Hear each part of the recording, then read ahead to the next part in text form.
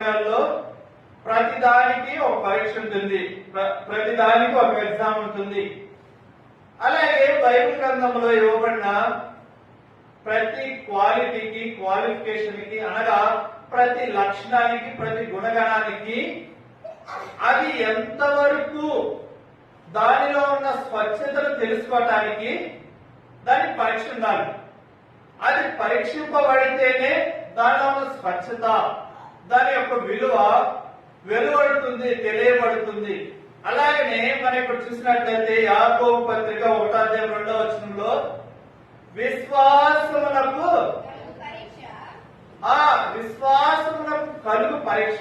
ఆ విశ్వాసమునకు పరీక్ష పెడితేనే దానిలో ఎంత ప్యూర్ గా ఉందో ఆ విశ్వాసము, ఎంత స్వచ్ఛముగా ఉందో ఆ విశ్వాసము, ఎంత విలువ గలదో ఆ విశ్వాసము దేవుని దృష్టిలో తెలియబడుతుంది.